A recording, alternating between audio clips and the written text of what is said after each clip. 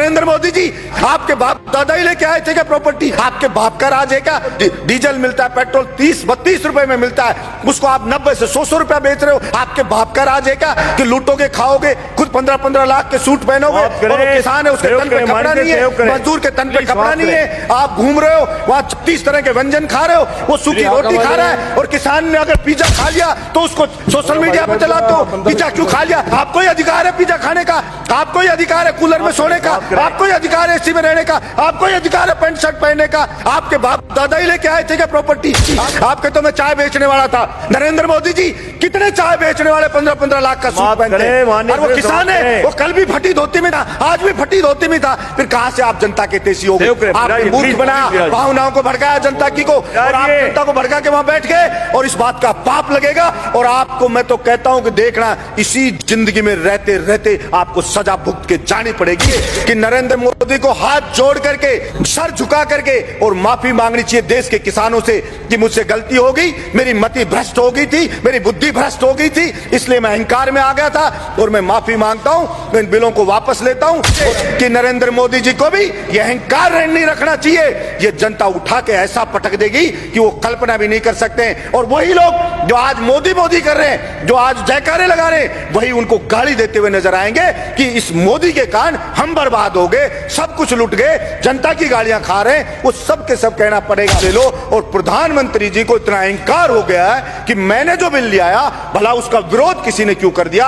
उस अहंकार में वहां कीलें लगा दी जाती हैं, वहां पे ऐसे ऐसे बैरिकेड बना दिए जाते हैं, वहां पे ऐसे लगा जैसे पाकिस्तान की कोई सेना अटैक करने आने वाली हो, उससे ज्यादा वहां पे सुरक्षा के इंतजाम करे जा रहे हैं। किसी भी राजा का विनाश आ जाता है ना, विनाश आ जाता है, तब वो इस प्रकार का एक्ट करता है कि मैं जनता की मांग को नहीं सुनूंगा, मेरा करना है जो कर लीजिए। अगर वास्तव में जनता विरोध में आने लगे, जब वास्तव में राजा को लगे कि सड़क पे जनता उतरने लगी है, तो उस अहंकारी राजा को तुरंत उनकी समस्याओं को ध्यान में रख करके समाधान करना चाहिए, वरना जनता उसको उठा के कुर्सी से मोदा पटक देगी। ये उस राजा को ध्यान रखना चाहिए। भाड़े के टट्टू रख रखे, सोशल मीडिया पे रख रखे, वो मोदी मोदी करते हैं, वो उसकी बढ़ाई करते हैं, वो बढ़ाई करते हैं। और मैं कहता हूं ऐसे ही चाटुकार, और कुछ चाटुकार होते हैं, वही उसको मरवाते हैं, वही उसको बर्बाद करवाते हैं। और यही हश्र आप देखना सभापति महोदय, ये केंद्र सरकार का होने वाला है।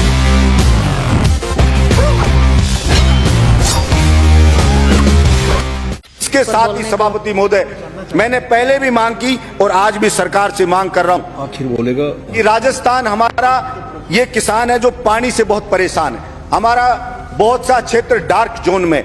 मैंने पहले भी कहा कि सड़कों पे बजट दे रहे हैं, दूसरी चीजों पे बजट दे रहे हैं, आप नदियों का पानी जो व्यर्थ बह जाता है बरसात के दिनों के अंदर, अगर उस पानी को ही लाया जाए, चंबल ही है हमारे यहाँ, चंबल भी खतरे के निशान से बहती है सभापति महोदय बारिश के दिनों में।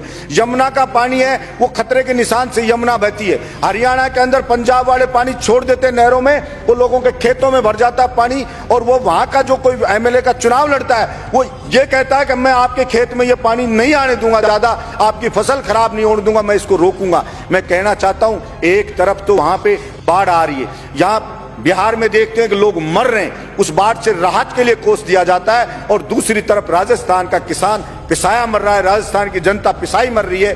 तो मैंने कहा, पहले भी कहा, हिंदुस्तान की सरकार हो चाहे राज्य की सरकार हो, एक बार भगवान के लिए कुछ समय के लिए और चीजों पे बजट रोक करके, और एक बार इस किसान के पानी के लिए आप बजट दे दो और किसान के खेत तक इस पानी को पहुंचा दो, फिर इस देश की तरक्की किसान ही कर देगा।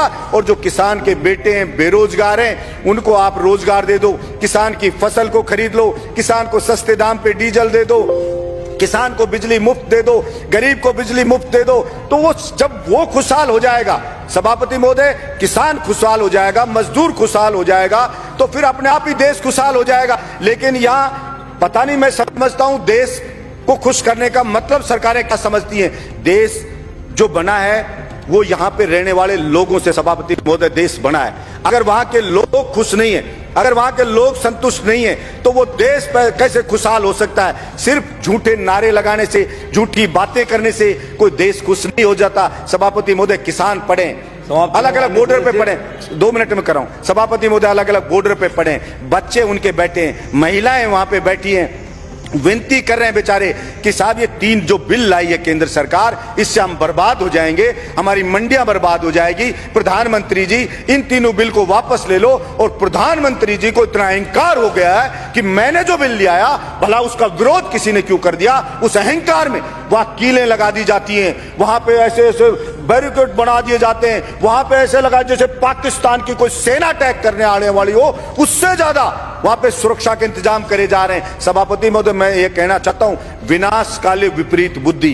किसी भी राजा का विनाश आ जाता है ना, विनाश आ जाता है, तब वो इस प्रकार का एक्ट करता है कि मैं जनता की मांग को नहीं सुनूंगा, मेरा करना है जो कर लीजिए। चाणक्य ने भी कहा है कि अगर वास्तव में जनता विरोध में आने लगे, जब वास्तव में राजा को लगे कि सड़क पे जनता उतरने लगी है, तो उस अहंकारी राजा को तुरंत उनकी समस्याओं को ध्यान में रख करके समाधान करना चाहिए, वरना जनता उसको उठा के कुर्सी से मोदा पटक देगी। ये उस राजा को ध्यान रखना चाहिए।